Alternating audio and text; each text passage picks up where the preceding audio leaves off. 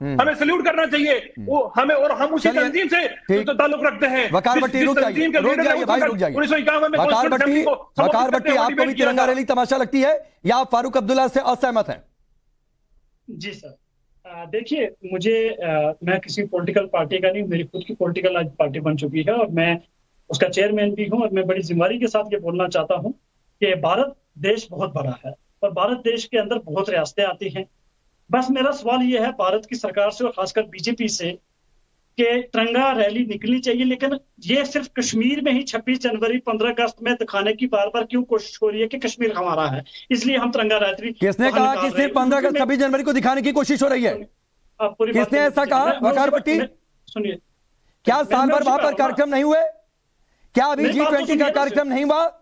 क्या भारत सरकार के लोग, अधिकारी, मंत्री वहां पर नहीं जाते हैं? क्या लाल चौक पर अब चांद से तिरंगा नहीं फहराता है? सर पहले बात तो सुनिए ना जनाब, आप सुनने, आप मैं बिल्कुल सुन रहा हूं सर, लेकिन ये मत कहिए कि सिर्फ 15 अगस्त तिरंगे के खिलाफ, सुनिए ना, मैं तिरंगे के खिलाफ नहीं हूं। मैं कह रहा हूं कि भारत के अंदर सिर्फ जम्मू कश्मीर ऐसा क्यों चुना हुआ, क्यों शक है जम्मू कश्मीर के ऊपर कि बार बार? अरे किसी को शक नहीं है भाई, 15 अगस्त वकार भट्टी किसी को शक नहीं है। तो सुनिए, नहीं, जम्मू कश्मीर पर किसी को शक नहीं है। ये जो मुट्ठी भर लोग बैठे हुए हैं ना, वो इस तरीके के बयान देते हैं और हमें सवाल पूछना पड़ता है। चढ़ा रहे हो, आपको शक है इसलिए बार बार तिरंगा? नहीं, बिल्कुल नहीं शक है, टीपी चेंज करो, बिल्कुल शक नहीं है, चढ़वाते हो, बिल्कुल शक नहीं है वकार भट्टी। अच्छा चलिए, ये नाच गाना तिरंगा रैली तमाशा है, हाँ या ना? चलिए वकार भट्टी, मैं आगे बढ़ूंगा, बहुत मेहमान वेट कर रहे हैं। सुनिए भाई, तिरंगा रैली तमाशा है आपकी नजर में, हाँ या ना? सिर्फ हाँ या ना में जवाब। सर आप मेरा व्यू पॉइंट नहीं सुनोगे तो किस लिए बुलाया? नहीं, हाँ या ना में जवाब दीजिए, मैं आगे बढ़ूंगा थोड़ा सा। मैं एक बार सबके पास जाऊं। मैंने बोला ठीक है, आपकी पॉलिटिकल पार्टी को शुभकामनाएं आगे के लिए। तिरंगा रैली तमाशा है, हाँ या ना? रियासत की बाकी, अरे तिरंगा रैली तमाशा है, हाँ या ना? तो भाई हाँ, जम्मू कश्मीर में तो तमाशा करते हो दुनिया को शो ऑफ करने के लिए, दुनिया को शो ऑफ करने के लिए कि जम्मू कश्मीर हमारा है। नहीं, आपकी नजर में तमाशा हो गया। ललित अंबरदार, ललित अंबरदार रुक जाइए भाई, रुक जाइए, नेशनलिस्ट क्यों रुक जाइए वकार भट्टी, क्यों रुके? रुक जाइए, इसलिए कि आपका समय अभी होल्ड पर रख रहा हूं, दूसरे मेहमानों के पास जाऊंगा, इसलिए रुक। ठीक है, ओके। ललित अंबरदार, रखे जी, तिरंगा रैली तमाशा है वकार भट्टी की नजर में? तिरंगा रैली को तमाशा जायज ठहरा रहे हैं जिशान यहां पर बैठकर? रखे जी, तिरंगा एक कागज का एक कपड़े का पीस नहीं है। तिरंगे के साथ दिल जुड़ा होता है, तिरंगे के साथ कहानी है, तिरंगे के साथ आपकी सिविलाइजेशनल लिंक होना चाहिए। मैं यहाँ पे याद दिलाना चाहता हूँ, ये रुक जाइए वकार भट्टी, सुनिए, ललित अंबरदार आप अपने समय का इंतजार कर रहे हैं। नमाजी 5 बार नमाज पढ़ते थे और क्या कहते थे कि राम बिलाल बिस्मिल तो हिंदू है, वो कल्पना कर सकता है पूर्ण जन्म की। मैं मुसलमान हूं, पूर्ण जन्म की कल्पना नहीं कर सकता हूं, लेकिन अगर मुझे मौका मिला अल्लाह मियां से दुआ करूंगा कि दोबारा अगर मुझे जन्म देना है तो इसी धरती, इसी पायस, इसी मुकद्दस जमीन के ऊपर मुझे जन्म देना। और उन्होंने कहा था कोई आरजू नहीं है आरजू तो बस इतनी कि कोई खाके वतन डाल दे कफन पे।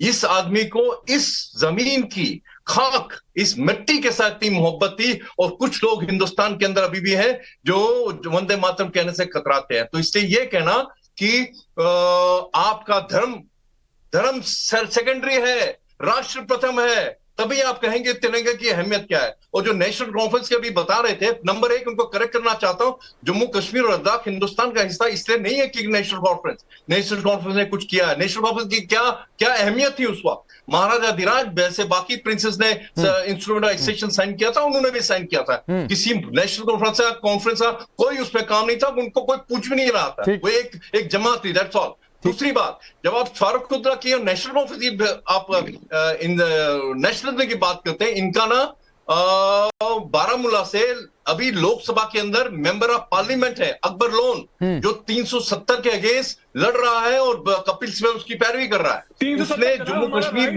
नेशनल असेंबली में कोई जन्माधिकार नहीं था भाई। मैं आगे बढ़ता हूं, ललित अंबरदार आऊंगा, 370 पर डिबेट करके मैं डिले नहीं करूंगा, लेकिन ये जरूर कह दूं जिशान, इस देश रुक जाइए, शांत हो जाइए, सुनिए एक मिनट, ललित पाकिस्तान पसंद है, ये उसका कहना है। और फारूक अब्दुल्ला ने उसको क्या क्या इनाम दिया, उसको लोकसभा में भेज दिया। और मुझे हैरानगी नहीं होगी कि लोकसभा के अंदर एक दिन वो बोलेगा पाकिस्तान जिंदाबाद। ये है नेशनल कॉन्फ्रेंस। फारूक अब्दुल्ला जब इलेक्शन लड़ता है ना, लास्ट इलेक्शन लड़ा था, कहता मेरे बच्चे नौकरी के लिए नहीं मरते, मेरे बच्चे टूरिज्म के लिए नहीं मरते, कौम के लिए मरते हैं। कौन सी कौम? इंजिना की टू नेशन थ्योरी को, कश्मीर जहाज इनकी वजह से चल रहा वहां पे। हमने हुर्रियत को टू नेशन कश्मीरी थ्योरी में को कहते हमारे हैं, हुर्रियत लीडर ने को रिजेक्ट किया, तुम अकेले नहीं हो, हम तुम्हारे साथ हैं। चलिए मैं आगे बढ़ता हूँ, बाकी मेहमानों का रुख करता हूँ। ललित जी शांत होइए, जिशान शांत होइए, मैं 370 पर डिबेट नहीं कर रहा हूँ। जिशान ये कहते हुए कि 370 इस देश की संसद ने दिया था और इसी देश की संसद ने वापस दे दिया, ठीक है, तो अभी शांत रहिए। चलिए सबकी आवाज डाउन है, सबकी आवाज डाउन है। डॉक्टर दत्ता, कभी चीनी शासन की वकालत करेंगे, कभी कहेंगे टारगेट किलिंग रुकेगी, पाकिस्तानियों से पहले बात कर लो, कभी कहेंगे तिरंगा रैली है तो घर में रहो, आज कह रहे हैं तिरंगा रैली तमाशा है। जो लोग कहते हैं कि तिरंगा रैली तमाशा है, वो हकीकत में तमाशा है अपने आप में, और ऐसे तमाशेदार लोगों को धक्के मार के सड़क के उस पार पाकिस्तान भेज देना चाहिए।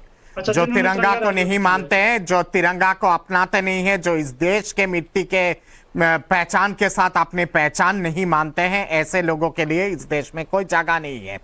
कभी कहते हैं कि चीन के साथ बातचीत होनी चाहिए, कभी कहते हैं पाकिस्तान के साथ वार्तालाप होना चाहिए, तभी जाके सारे मसला सुलझेगा और सारे मसला कहीं ना कहीं पे खत्म होगा। यहाँ पे अगर पाकिस्तान के साथ अगर बातचीत होगी तो गिलगित बाल्टिस्तान को लेकर बातचीत होगी, यहाँ पे पाकिस्तान से अगर बातचीत होगी तो पाक ऑक्युपाइड कश्मीर को लेकर बातचीत होगी उस बात की कि पाक ऑक्युपाइड कश्मीर और गिलगित बाल्टिस्तान पाकिस्तान कब वापस करे हिंदुस्तान को, उस पे बातचीत होगी। इसके सिवा किसी और चीज पे बातचीत नहीं होगी।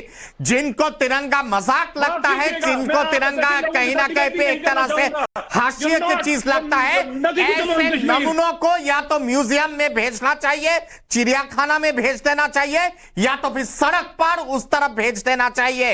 इस देश के खाएंगे, इस देश के पहनेंगे और पासपोर्ट लेके इस देश के पासपोर्ट लेके विदेश घूमने जाएंगे, पर तिरंगा को अपनाने में, जनगण मन बोलने में और वंदे मातरम बोलने में आपत्ति होती है इनको।